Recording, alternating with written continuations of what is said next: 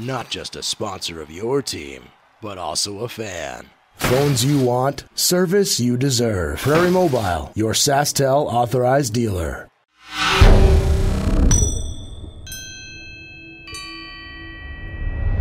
Here with Pats forward Luke Smith, and Luke, 5 games into the season, 6 games, one of them you didn't play in, but are you pretty happy with how the season started for you in your rookie year? Yeah, I know it's a good start. I think the team's really coming together here. Big win over the weekend, tough loss on Sunday, but I feel we're starting to become a team and big one family, and I'm playing pretty good and having lots of fun right now. Lots of young guys on this team this year, and you're all being relied on to play certain roles in games. Are you happy with that? I mean, you're getting ice time, and you're playing in critical times in games.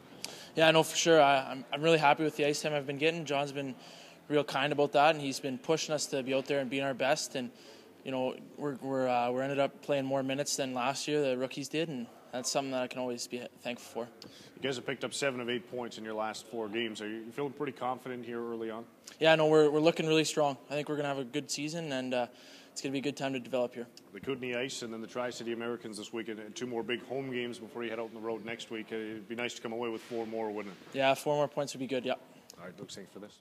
The puck rolling, as it were? Well, I'd like to say stay out of the penalty box. I think a lot of our downfalls at this point have been taking bad penalties in opportune times.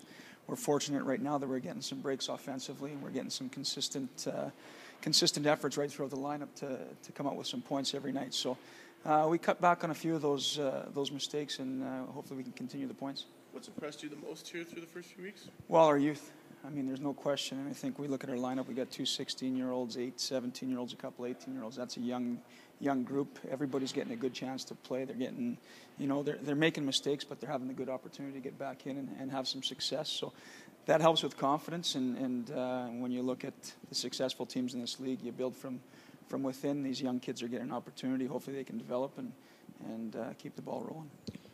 What are the Kootenay Ice looking like this year, minus Reinhardt and Scap skiing goal? Well, there won't be a whole lot of change there. Obviously, they lose the big gun in Reinhardt, but their team right now, just watching them, they're going to be the same. I mean, they make the same plays. They've got a lot of skill. Their depth is really good for them. Their power play is going to be potent, so we go back to the penalty trouble, and we got to stay out of the box. So they're a consistent team. You look at them over the years; they're always a team that battles for a playoff spot, and they're dangerous.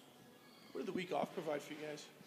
Well, it's an opportunity for us to look at our systems and do some conditioning. So when you look at something like that, sometimes you want to get right back at it all the time. But this, you take advantage, you take the positives out of it, and you get a good opportunity to work on some of that stuff.